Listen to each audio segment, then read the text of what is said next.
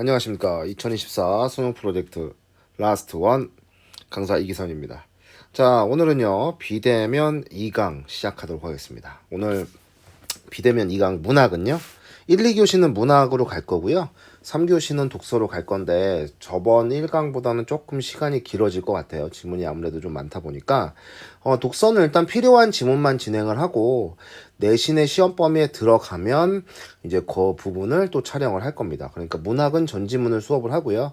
독서는 전 지문은 아니고 꼭 필요한 지문들만 진행을 할 거고요.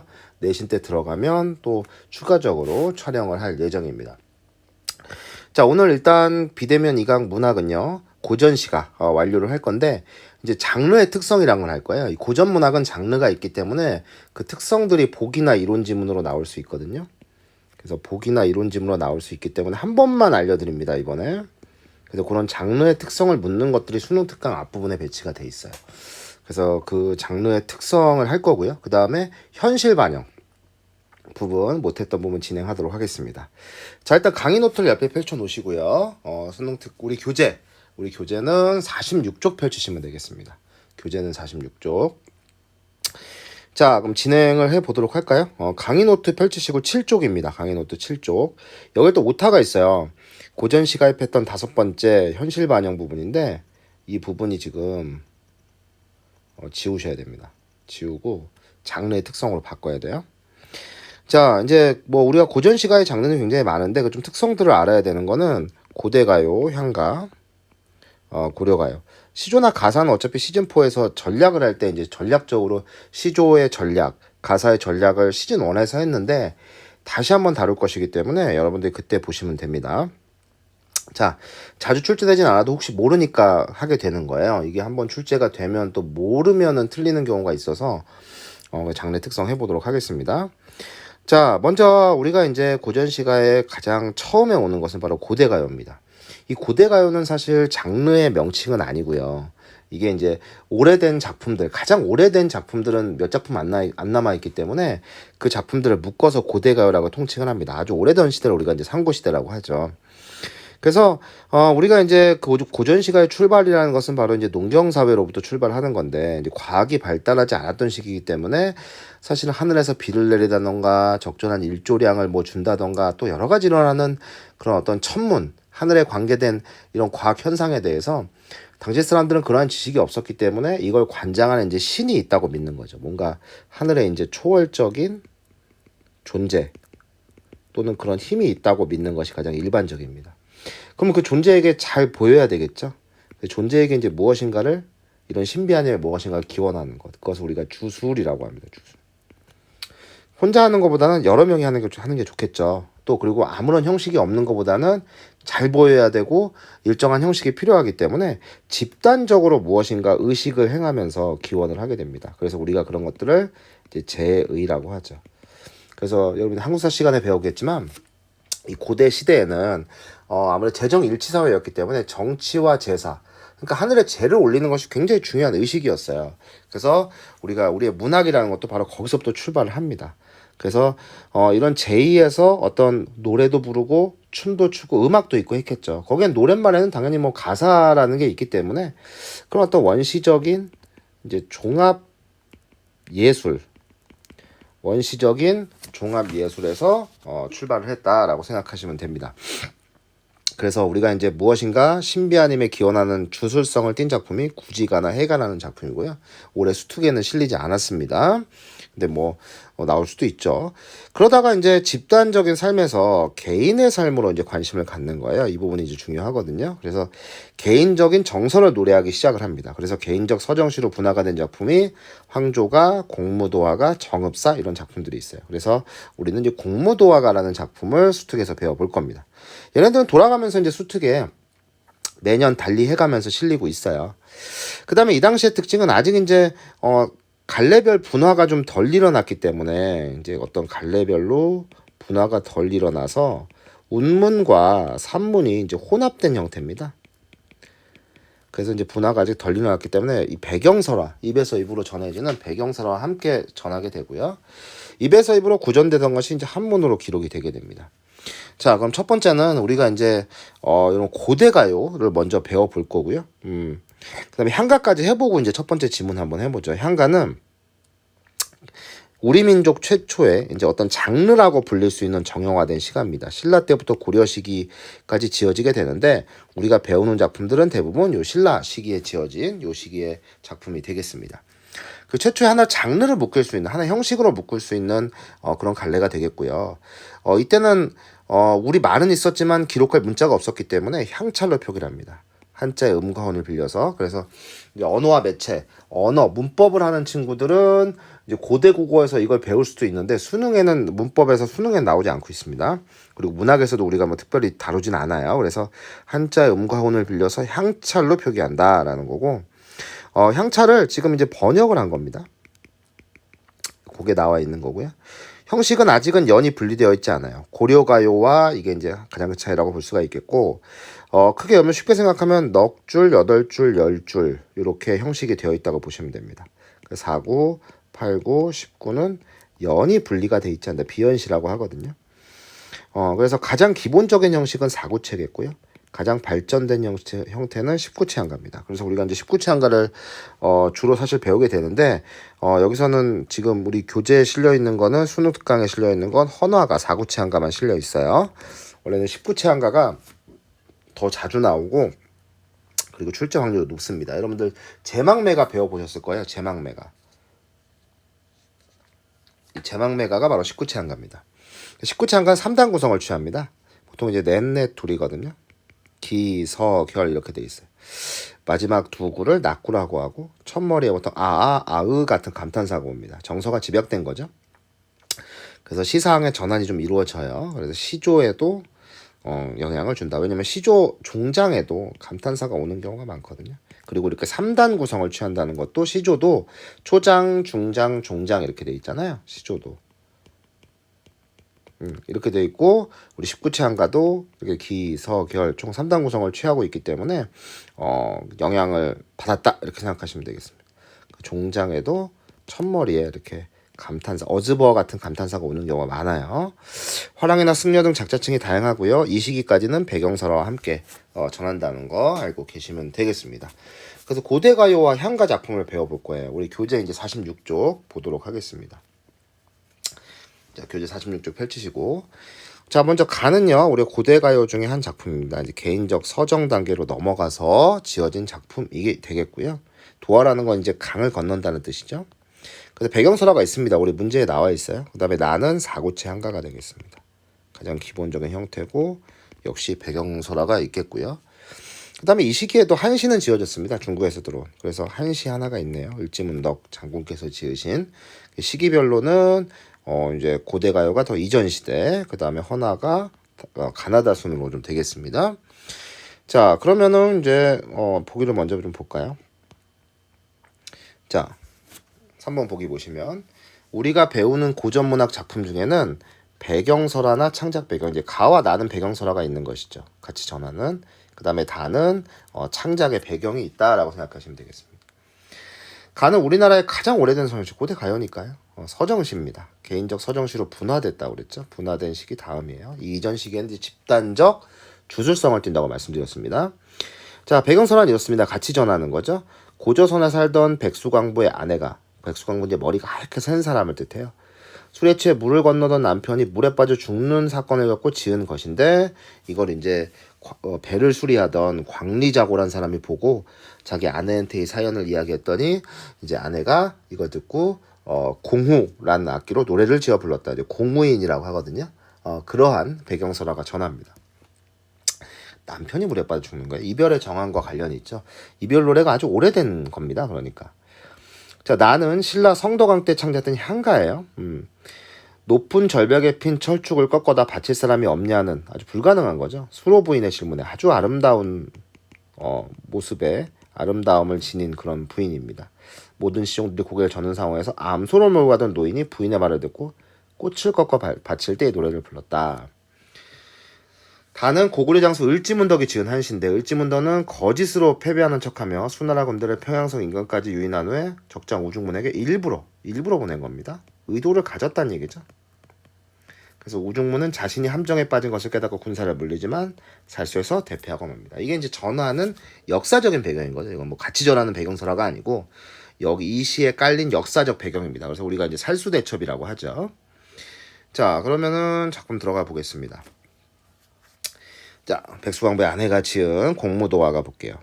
자, 그래서 물의 이미지가 상당히 좀 중요해요. 물의 이미지. 자, 이거는 학교 수업 때 이 물을 어떻게 가르치냐 한번 들으셔야 됩니다. 저는 일단 수특에서 말하는 식으로 가르칠 겁니다. 자, 임에게 말을 건네고 있네요. 임에게 이제 호소를 하고 있어요.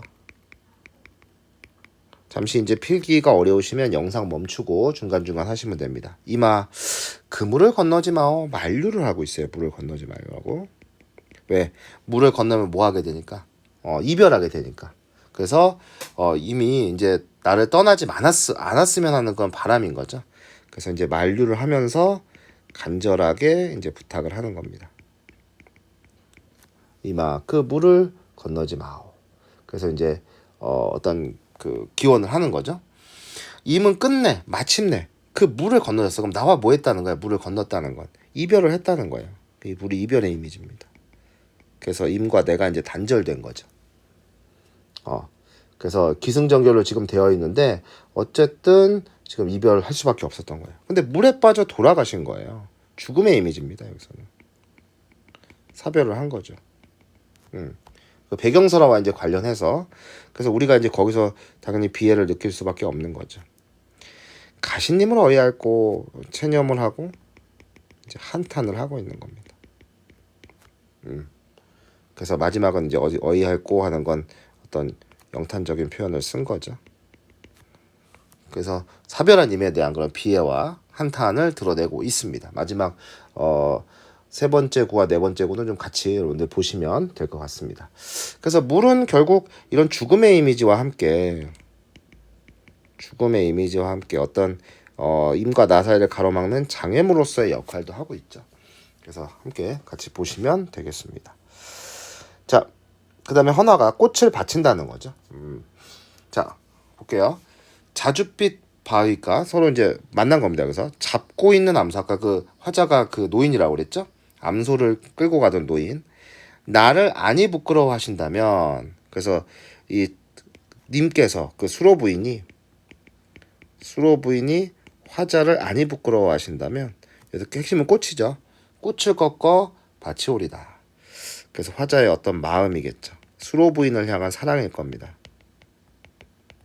아름다운.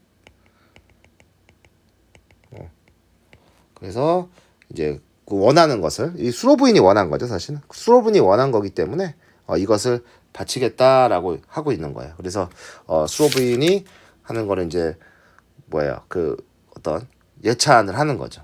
그래서 애정과 그런 헌신, 수로 부인에 대한 어떤 사랑, 애정, 헌신 뭐 이런 것들 들어는데 왜냐면 꺾기가 어려운 곳에 있잖아요. 그 꽃이 지금 절벽에 있다고 그랬잖아요. 그 바위가에 절벽에 있기 때문에 따기가 어려운데 이거를 이제 따서 바치겠다라는 얘기입니다. 자, 그래서 그 수로 부인에 대한 예찬도 같이 드러나 있다라고 생각하시면 돼요. 자, 그다음 을지문덕 이건 아까 봤었죠. 자, 처음에는 이게 이제 조롱의 의미로 전체적으로 지은 거예요. 전체적인 의미로 이제 조롱의 의도가 있는 겁니다. 그래서 함정에 빠졌음을 깨달았다. 보기를 보면 알 수가 있죠. 자, 이거 일부러 이제 띄우는 건데요. 신기한 계책은 천문을 꿰뚫고 묘한 계산은 지리에 통달하는 상대방을 일부러 높이는 겁니다. 일부러 띄워주는 겁니다. 그러니까 상대방을 일부러 이제 높여주는 거죠. 여기서 칭찬을 하는 겁니다. 그래서 여기는 뭐 대꾸하고 일종의 반어법이라고 볼 수가 있어요. 의도가 이제 보기를 봐야 돼요. 반어법이라는 것은 보기를 봐야 됩니다. 그러니까 일부러 지금 칭찬하고 있는 겁니다. 그러니까 상대가 기분이 굉장히 좋겠죠. 뛰어난 능력을 지니고 있다라고 얘기를 한 거야. 싸움에 이겨 공이 이미 높으니 상대방의 방심을 유도하는 거죠. 이미 공을 세웠음을 얘기하고 있어. 싸움에 이겨서 족함을 알고 너 현재 상황에 만족해라. 현재 상황에 만족하고 욕심 부리지 마라. 현재 상황에 만족하고 욕심 부리지 말라고 얘기를 하고 있는 거야. 일부러. 그죠? 그러니까 여기하고 지금 남들은 이제 태도가 바뀐 거죠. 처음에 띄워주다가 태도가 바뀐 거예요. 너 물러날 것을 이제 요구하는 겁니다. 욕심 부리지. 그래도 그만두길 바라겠어. 너 이제 물러나라. 너 이제 물러나기를 이제 바라는 거죠. 야, 너 그래, 너 능력 뛰어난 거 알겠으니까 얼른 꺼져. 너 안 그러면 큰 화를 입을 거야. 그래서 마지막에 이제 이게 축혀 올렸다가 깎아내리고 있어. 야, 너 그래, 너 칭찬해줄 테니까 너 얼른 끄지삼 이렇게 얘기하고 있는 거예요. 그래서 이제 경고를 하는 거죠. 너 지금 안 물러나면 아주 큰 일이 있을 거야. 그래서 일부러 이제 띄워주다가 마지막에 깎아내리는 거죠. 상대방을 이제 조롱하기 위해서 이렇게 얘기를 하고 있는 겁니다. 그 정도만 여러분들이 이제 보면 되겠죠. 욕심을 내려놓고 이제 물러나라라고 얘기하고 있는 거예요. 자, 문제 한번 볼게요. 1번 오타가 있네요. 자, 가다에는 자신의 뜻을 전달해 바라는 바를 이루고 싶은 모습. 뭐 다에는 그런 게 드러나 있고, 그 다음에 나에도 있는 거죠. 뭐 가에도 있네요. 다 있네요. 가에는 뭐가 있어요? 나에게서 떠나지 말아달라. 물을 건너지 말아달라. 이런 얘기가 있고, 나는 꽃을 꺾어서 바치면서 자신의 사랑을 갈구하는 그런 요소가 있고, 다는 물러나기를 바라는 게 있는 거죠. 가다에는 자신의 말을 따르려 하지 않는 청자에 대한 안타까움. 이건 가에는 있다고 볼 수 있어요. 근데 나는 뭐 아니죠. 관계없죠. 뭐 책임을 지지 않으려는 거 아니고, 자기중심적 태도 아니고. 가와 다에는 대상이 지닌 장점이나 대상이 있는 성취에 대한 부러움. 다는 결과적으로 장점이나 성취는 나와 있는데 이 부러움의 의도로 지은 건 아니죠. 그래서 뭐 가는 전혀 아니고요. 그러니까 관계 없습니다. 자, 2번 볼게요. 가다의 시험이 쉽고. 가의 그 물과 자줏빛 바에 가는 공간적 배경. 그거 맞네요. 화자와 관련된 구체적 상황 맞습니다. 예. 가의 물을 끝내 건너셨는데 신기한 책 묘한 개사는 청자의 행위에 대한 화자의 심리. 가는 안타까운 걸 거고요. 비애를 느끼는 어떤 그런 거고, 신기한 책 묘한 개사는 일부러 이제 띄워주는 거죠. 일부러 조롱하기 위해서. 다에서 이제 조롱이라는 거는 일부러 띄워줘야 조롱이 잘 먹히지 않습니까? 그래, 니 잘났다. 이런 식으로 해야 조롱이 잘 먹히니까 처음에 띄워준 거예요. 가히 돌아가시니 이별하는 거, 사별하는 거죠. 밭이 오리다 마음을 전하는 거 다 맞습니다. 나의 꽃이 청자에게 알려주고 싶은 화자의 진심을 상징한다면, 그쵸? 공은 싸움을 통해 청자가 얻은 것으로 앞으로 계속 얻고자 하는 가치. 그죠? 청자 입장에서는 그렇겠죠. 그러니까 욕심 부리지 말라는 거죠. 5번 나의 암소가 한순간도 버려둘 수 없는 소중한 마음. 그거라고 말하긴 뭐하죠. 족함은 청자가 이미 충분히 느끼고 있어 포기할 수 없는 거. 이것도 아니죠. 청자는 또 욕심이 있는 거죠. 5번이 답이네요. 자, 3번 그 다음에 1번 볼게요. 가와 나의 경우 배경설화 속의 상황을 고려해 지은 일을 제시했다. 맞는 얘기고. 2번 가가 개인적으로 일어난 사건에 대한 화자의 정서. 그죠? 백수강부의 아내가 겪은 거죠. 다는 국가적 차원. 맞습니다. 나다의 청자와 달리 가의 청자는 결국 죽을 맞이했다. 맞습니다. 가나의 화자와 달리 다의 화자는 자신의 생각이 청자에게 전해졌을 때 청자가 어떤 기분이나 감정을 느끼게 될 것인지를 충분히 고려하지 않고 있군요. 아니죠. 일부러 전했다고 그랬죠. 고려를 하니까 일부러 전한 겁니다. 보기에 일부러 전했다는 얘기가 있어요. 일부러 이 시를 보냈다고 그랬잖아. 그러니까 그 의도를 상대방이 어떻게 느껴야겠다라는 목적을 갖고 보낸 겁니다. 4번이 정답이에요. 자, 다음 거 이제 보도록 하겠습니다. 향가 한 편 더 볼 향가 아니고 향가 한 편 더 볼 거예요. 이 나는 악장이라는 거고요. 이제 가는 향가인데 아까 말한 이제 우리가 헌화가는 아까 여기 46쪽에 있었던 헌화가는 4구체 향가라고 그랬잖아요. 얘는요 향가는 19체 향가입니다. 그래서 넷둘로 나눌 거예요. 넷 먼저 나눠보세요. 넷 둘. 형식적으로 보면 마지막 두 구를 뭐라고 그랬어? 낙구라고 한다고 그랬죠. 그 다음에 낙구 첫머리에 뭐가 온다? 감탄사가 오는 게 19체 향가의 특징이다 얘기했습니다. 안민가 이제 백성을 편안하게 하는 노래고 유교적 관념이 들어가 있는 노래예요. 아까 시들이 이제 이별의 정한을 얘기했다면 을지문덕 빼고 가나가 이별이나 가는 이별의 정한 나는 사랑에 대한 이야기를 노래했다면 여긴 유교적 관념이 드러나 있습니다. 먼저 보면 보기들부터 볼까요? 이게 지금 앞부분이라 이제 서술형이 있어요. 가와 나에는 두 대상사의 유사성에 기초하여 어떤 것을 미루어 유축하는 거. 이걸 우리가 유추라고 하죠. 원리가 같은 거야. 그래서 여기 이제 마치 가족 관계와 같이, 이건 제가 미리 쓸게요. 임금, 신하, 백성의 관계가 가족 관계와 비슷하다고 보았고, 그러니까 분야는 다른데 원리는 같은 게 유추죠. 나는 한나라 역사적 운명과 관련된 이치가 나무, 샘 등에 적용되는 자연의 이치와 비슷하다. 그래서 안정적으로 지속되고 번영을 이루는 나라의 속성이다. 자, 그럼 볼게요. 여기는 이제 이렇게 가정하는 것들이 반복되고 있어요. 뭐뭐 한다면 뭐가 될 것이다. 그래서 전체적으로 이제 가정과 그에 따른 이렇게 한다면, 그래야 이제 어떤 우리가 계도를 할 수가 있잖아요. 너 이렇게 하면 성적 올릴 수 있을 거야. 너 이렇게 하면 다이어트 할 수 있을 거야. 너 이렇게 하면 장가갈 수 있을 거야. 이런 것처럼 어떤 그 뒤에 이렇게 했을 때 좋은 결과를 제시한다는 겁니다.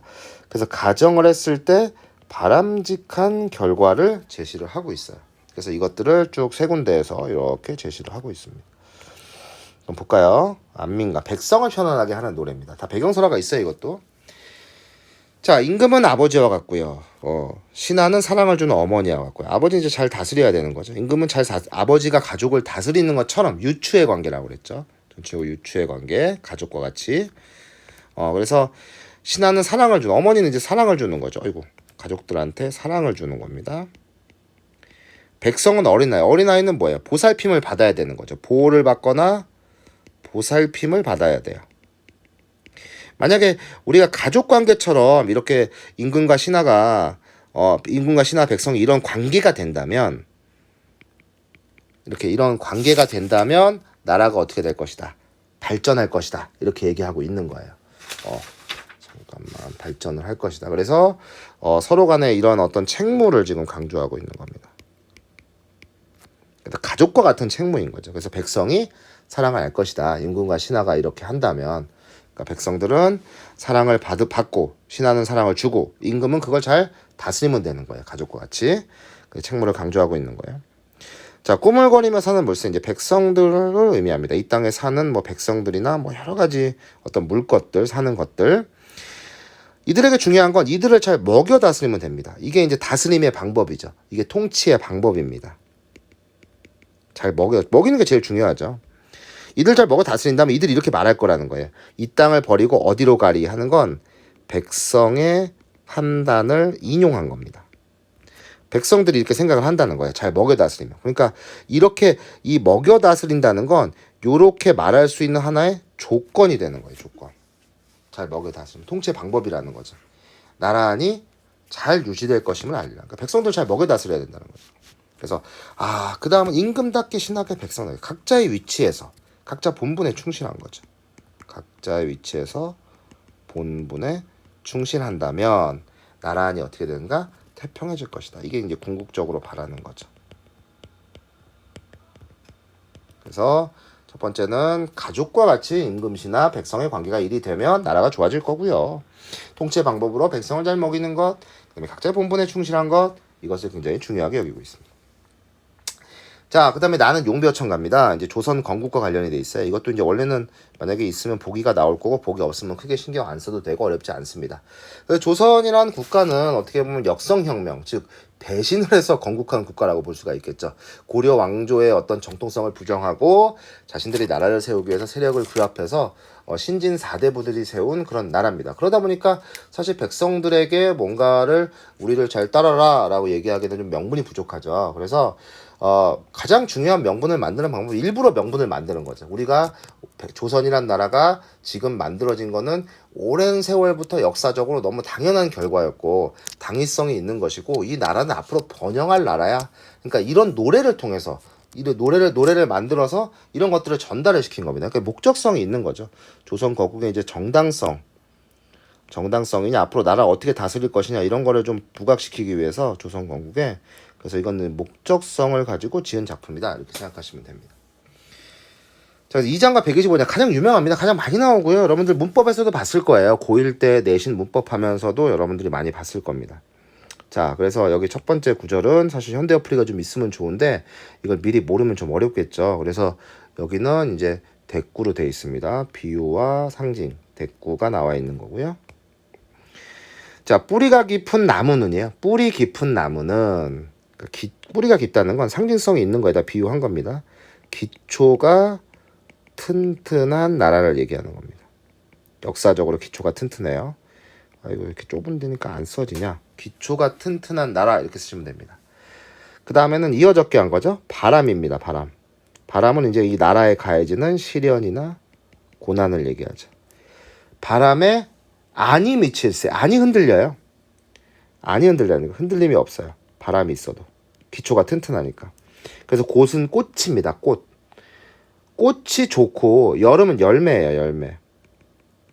꽃이 좋고 열매가 많이 열린다. 이거는 뿌리가 튼튼하기 때문에 원래 뿌리가 같은 이것도 이제 유추의 방법이죠. 똑같이. 아까 여기하고 다 유추입니다.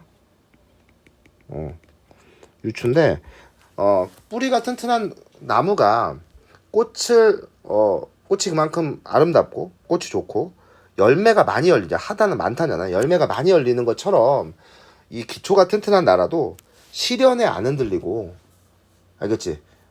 앞으로 번영할 거란 얘기예요. 나라가 풍성해질 거란 얘기입니다. 똑같아요. 샘이 깊은 물은 다 이제 유서 깊은 유구한 유서 깊은 나라입니다. 정통성이 있는 나라예요. 가뭄 똑같습니다. 시련과 고난이에요. 아니 그칠세 내는 이렇게 흐르는 천 강이 이루어져서 바다까지 간다 이거야. 강이 이루어져서 이것도 이제 번영할 거란 얘기죠. 똑같이. 그래서 무궁한 발전이 있을 거다 이런 얘기입니다. 그래서 나라의 번영과 무궁한 발전에 대한 얘기 있어. 유서가 깊고 뿌리가 튼튼하면 나라가 더 발전할 것이다 이렇게 얘기를 하고 있는 거예요. 자, 그 다음 125장은 여기 이건 미리 써놓을게요. 내용을 후대 왕에게 그러니까 이 나라가 나라의 정통성을 강조한 것뿐만 아니라 후대 왕에게 권계하는 내용, 권하고 경계하는 내용까지 포함되어 있어요. 이렇게 해라 이거야. 그러니까 무슨 얘기냐면 타산지석으로 삼아서 이렇게 해라 이거야. 자, 천세 오래전입니다. 오래전에 미리 정하신 한가. 그러니까 이것도 정통성 강조하는 거죠. 한강 북쪽이야. 한양이 한강 북쪽이니까 지금의 도성이 있는 곳이잖아. 한양 도성이. 그러니까 우리가 서울에 뭐 광화문 같은 데잖아요. 그래서 거기 이제 지금 뭐 이렇게 궁궐이 있듯이 한강에 이렇게 정했단 말이야. 한강 북쪽에 한양에 거기 있죠. 누인계곡 어진 덕을 쌓아서 나라를 건국한 거야. 어진 덕을 쌓은 겁니다. 어진 덕을 쌓은 거예요. 누인계곡하자 복년 복이 되는 년입니다. 그러니까 오랜 시간 복이 있을 거란 얘기예요. 나라에 복이 있을 것이다. 그래서 이게 뭐 어진 덕을 쌓아서 나라가 전체적으로 복이 있는 그런 때가 끝이 없을 거라고. 왕조의 운수가 계속될 거라는 겁니다. 밑에 각주에 있죠. 자, 그래서 이 조선이란 국가는 덕을 오래 쌓은 국가라는 겁니다. 그래서 건국을 한 거예요. 성신 후대 왕이죠. 후대 왕입니다. 이으셔도 경천근민해야 돼요. 백성을 공경하고 백성이라 잘못했어. 백성을 공경하면 안 되죠. 백성을 공경하는 게 아니라 경천 하늘을 공경해야 되는 겁니다. 하늘 무서운 줄 알라는 얘기죠. 하늘을 공경하고 백성을 뿌리로 삼는, 그러니까 백성들을 위하는, 하늘을 공경하고, 이게 글자가 잘 안 보여요. 하늘을 공경하고 백성을 위하는 정치를 해야 돼요. 이게 그러니까 후대왕이 해야 될 덕목인 거죠. 올바른 덕목, 행해야 하는 덕목인 거죠. 더욱 나라가 굳을 것입니다. 그러니까 후대왕이 이으셔도 이런 단순히 선대의 어진 덕만 믿으면 안 된다는 거야. 후대왕이 잘해야 돼. 경천금해야 돼. 임금아, 자, 임금은 이제 청자로 삼아서 얘기해서 하는 이제 높이면 혹격조사죠. 후대왕입니다. 임금은 알고 계셔야 됩니다. 낙수에 산행가 있어서, 이게 이제 하나라 태강왕의 고사를 인용한 거거든요. 그러니까 놀기만 하면 안 된다는 얘기예요. 하나빌, 하늘만 믿겠습니까? 그래서 여기는 조상의 덕만 믿을 거냐 이런 얘기야. 너 놀고 있으면서 너 조상의 덕만 믿을 것인가? 낙수에 산행가 있을까?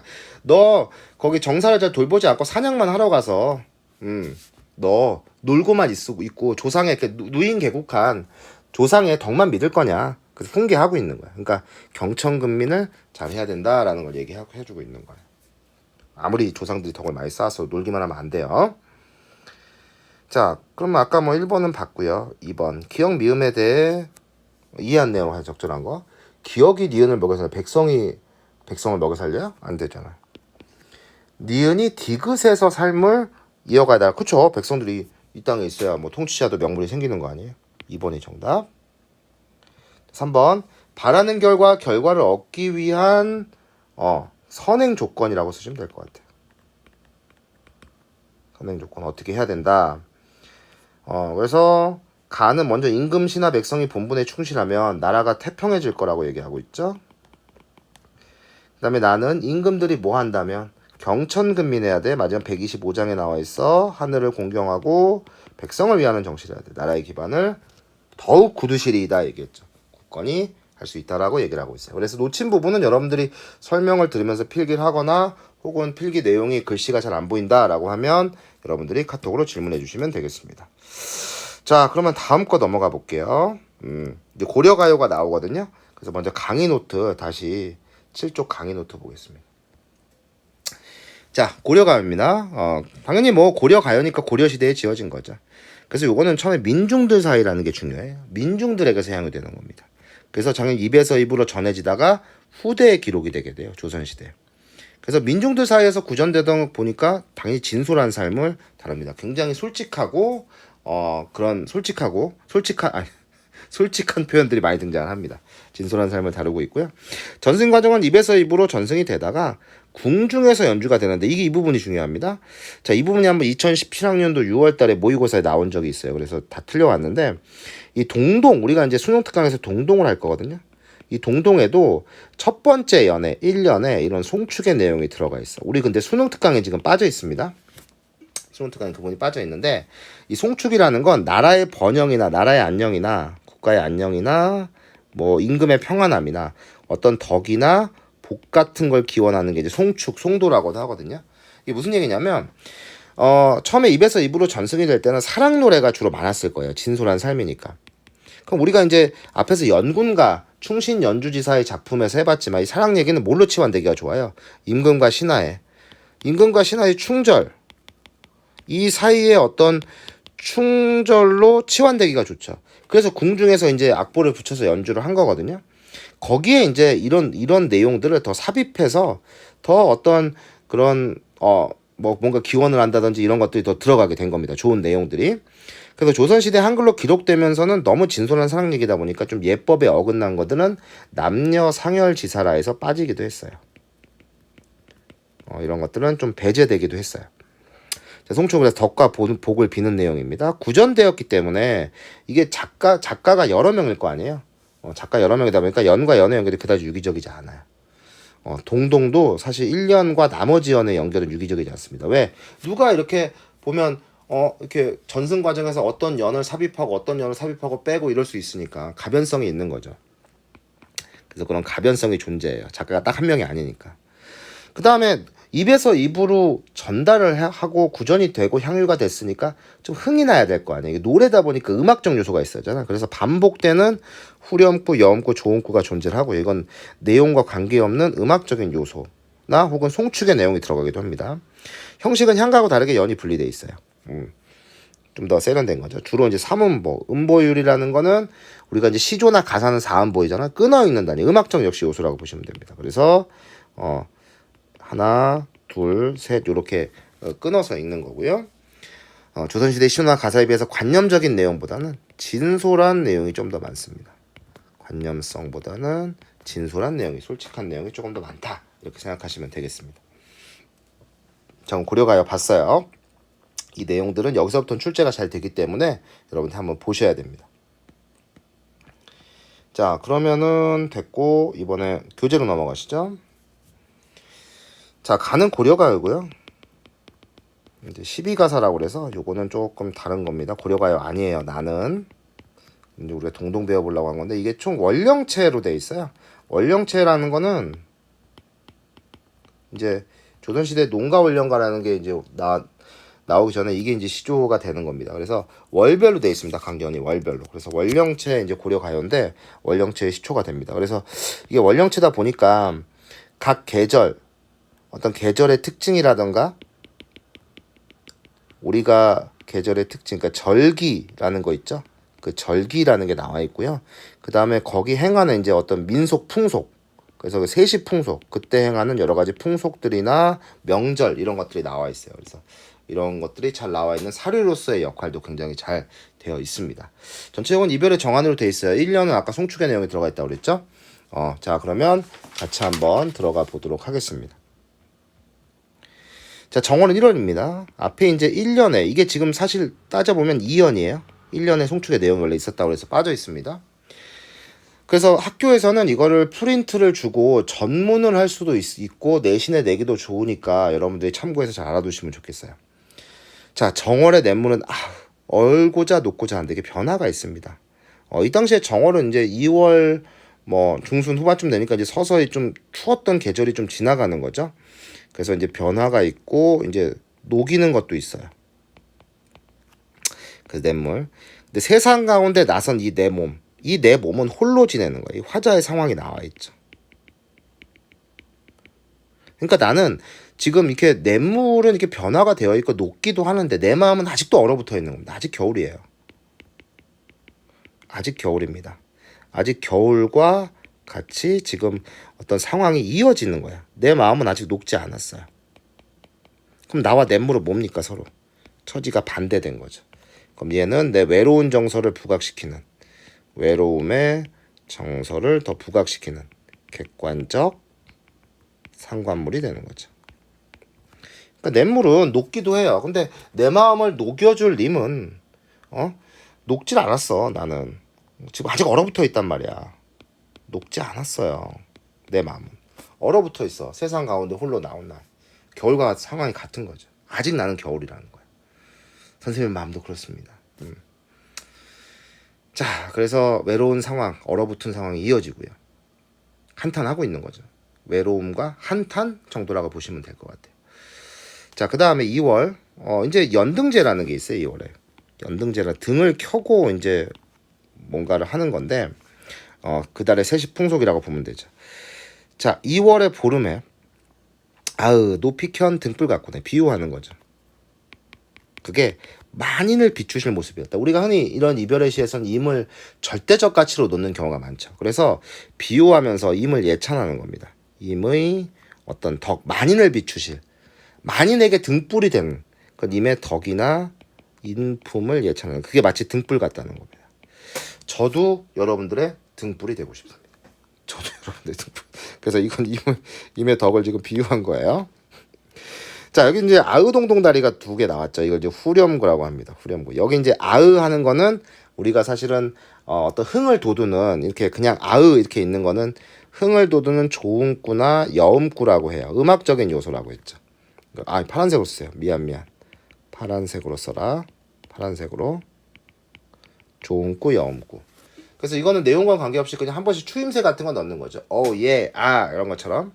그 다음에 계속 이 아으동동 다리가, 이거는 이제 악기 소리거든요. 악기 소리의 의성어인데, 이게 지금 매 연마다 있잖아요. 우리가 이런 건 이제 리피트죠. 후렴구.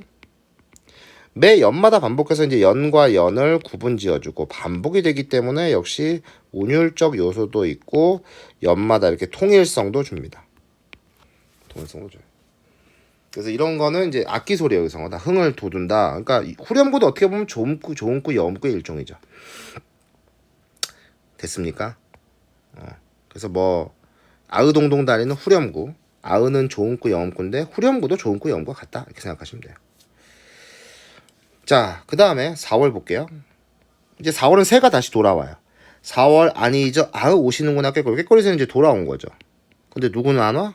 무엇 때문에 녹사님? 여기 녹사는 이제 각주가 있죠. 고려시대의 관직명, 이제 님의 벼슬을 하고 계신 분인가 봐. 녹사님은 예전의 나를 잊고 계신가? 임을 원망하는 겁니다. 대비가 돼 있죠.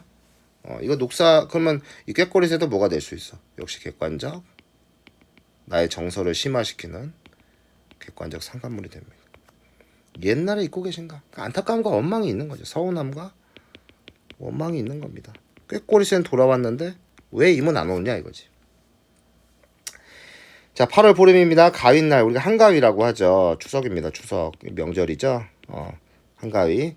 근데 임을 이 아주 뭐 흥성거리는 그런 명절이지만 우리가 앞에서 전가 추석에서 해봤고 흥성거리는 명절이지만 임을 모시고 지내야 오늘날이 가인날이로다. 임을 모시고 지내야 돼요. 그래서 임을 모시고 지내야 되니까 임과 함께 있기를 바라는 겁니다, 지금. 그래야 진정한 오늘날이 가인날인 거죠. 그래서 임과 함께 있기를 이제 소망하는 거죠. 그래서 임에 대한 어떤 그리움도 같이 표출하고 있습니다. 그래야 진정한 한가위라는 거죠. 자, 10월에 또 비유하고 있어. 자신의 처지를 이제 비유한 거거든요. 보리수 나무예요. 점여놓은 보리수 나무래. 자신의 버림받은 처지를 비유한 겁니다. 보리수 나무. 꺾어버리신 왜 지니실 한 분이 없거든. 그러니까 임에게 버림받은 애 만나지 못하니까 그런 신세에 대해서 한탄하는 거죠. 내가 보리수 나무 같다고. 자, 이렇게 해서 뭐 중요한 그 연들은 다 나온 것 같아요. 자, 그다음에 나는 황계사인데 여기 또 보기 한번 볼게요. 자, 황계사는 조선 후기 3번에 보기 볼게요. 대중적으로 크게 인기를 얻은 조선 후기입니다. 이건 12가사예요. 그 노랫말에 반복과 병렬이 많아요. 그리고 후렴구가 있어요. 이것도 마치 고려가요처럼 후렴구가 있다는 거. 그래서 뭐 이 사람 저 사람이 많이 불렀을 거예요. 이런 음악성 요소가 있다 보니까 작가 의식에 기반해 일관된 주제를 담아내기보다 일관된 주제는 아니에요.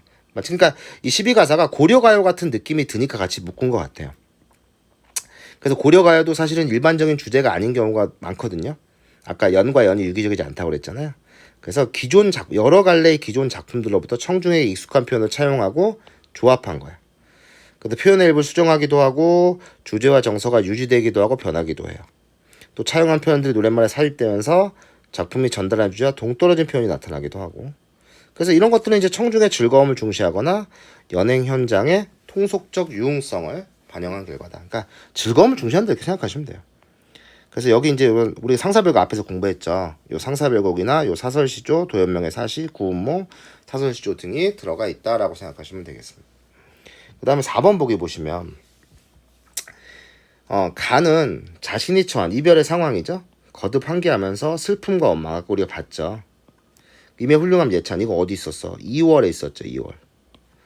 이미 등불 같구나. 임에 대한 사랑을 표현하기도 합니다.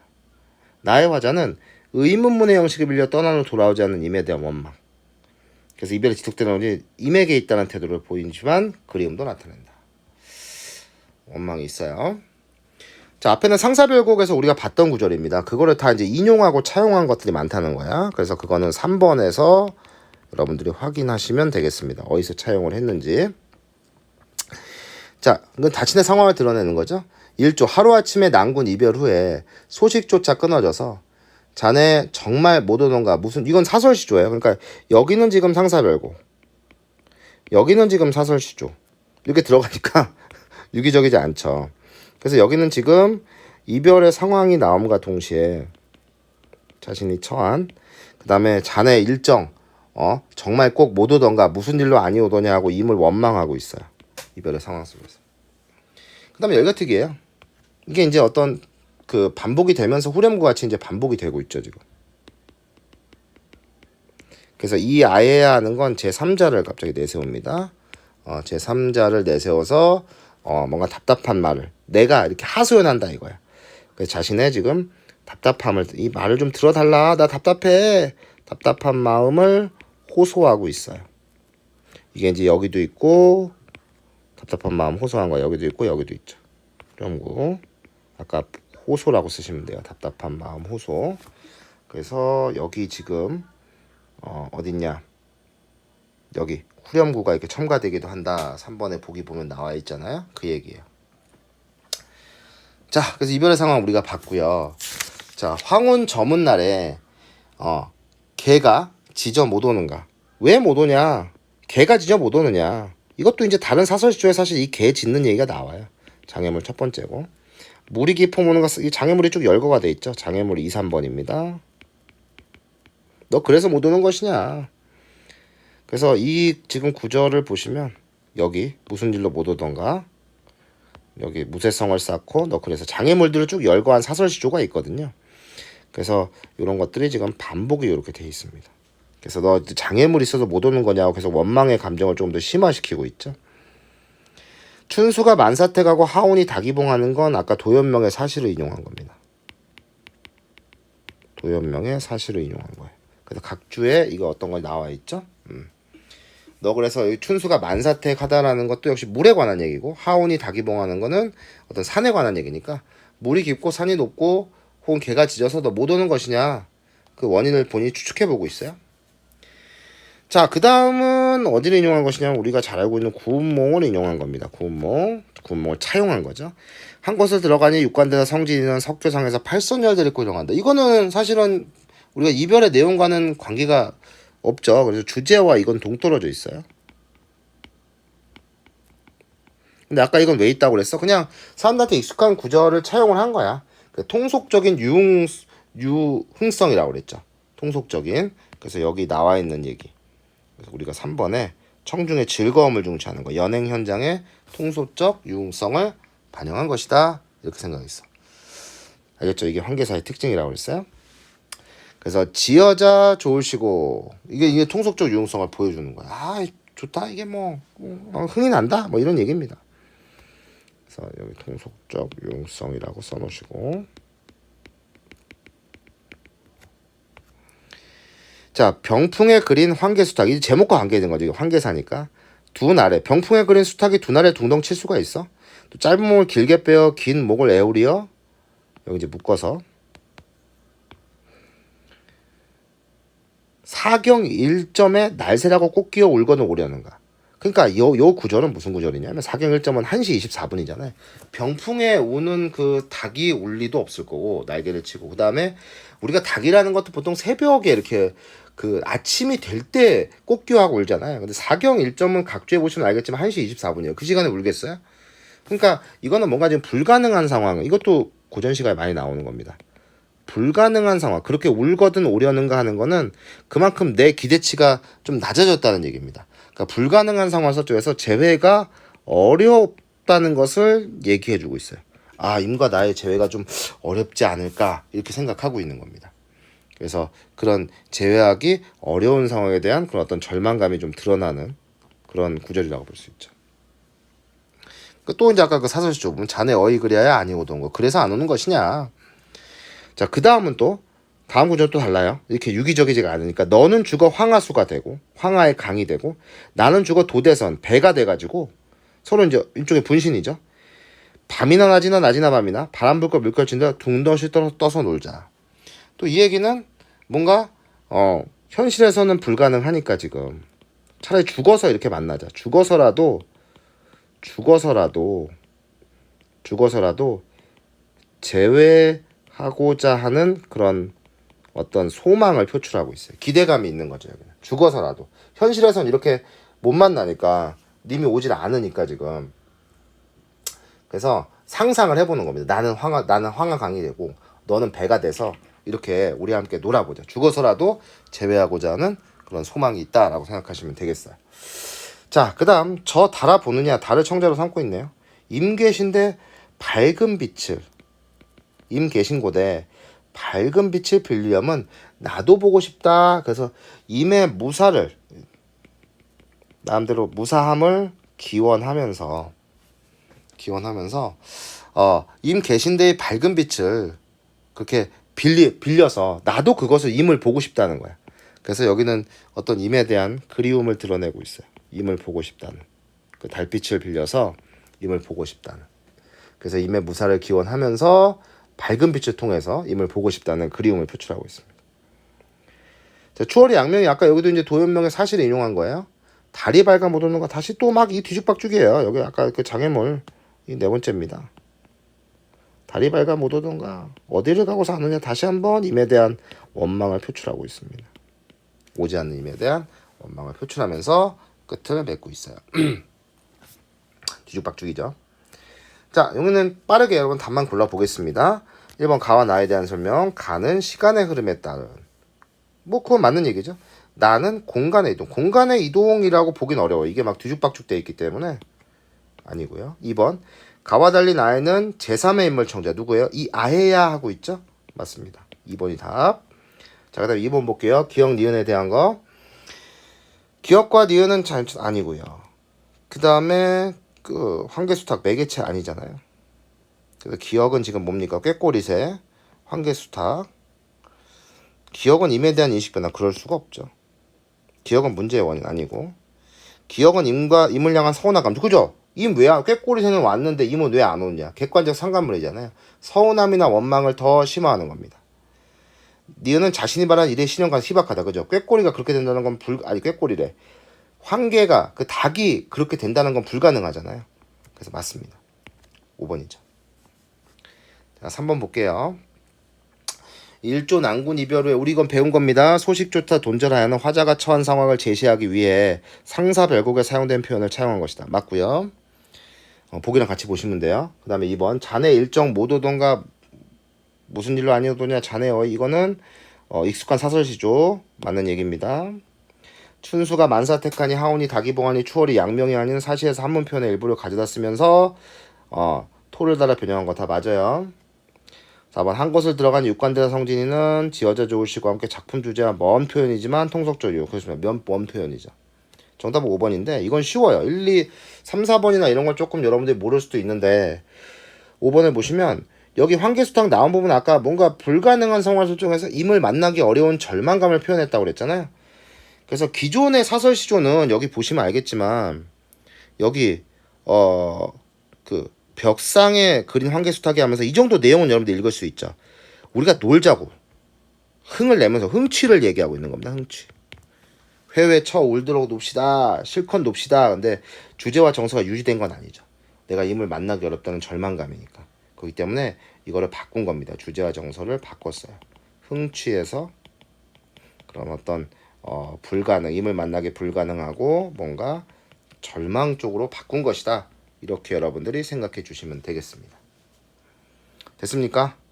그 다음에 4번 보시면 가의 애기는 얼고자 녹고자 하는 냇물과 화자의 대비를 통해 맞아요. 결핍의 상황 환기하고 있고요. 가의 비는 임의 모습을 높이 켠 등불 같구나. 임의 훌륭함 예찬. 여기 뭐 해석이 다 나와 있네요. 가의 씨는 가인날이라는 상황과 화자의 처지를 대비하여 임을 모시고 지내야 된다. 그래서 임에 대한 사랑을 극복하려는 의지 아니에요. 소망이 드러나 있긴 한데 극복을 하는 건 아닙니다. 4번 나의 뒤는 못 오던가 무슨 일로 아니 오더냐 지속되는 원인. 그죠? 왜 안 오냐 이거야. 원망이에요. 임 계신데 명예를 빌리려면 나도 보게. 나도 그 달빛을 빌려서 보고 싶다는 얘기거든. 임을 보고 싶어하는 화자의 심정 맞습니다. 3번이 정답이에요. 자, 항상 필기를 하실 때는 영상을 멈춰놓거나 필기가 글씨가 막 이게 지금 개발세발 써지잖아요. 잘 안 보이시게 되면 꼭 좀 카톡을 통해서 질문을 하시거나 제 말을 통해서 필기하시면 됩니다. 자, 그래서 비대면 2강 1교시 문학 고전시가 장르의 특성 마치도록 하겠습니다.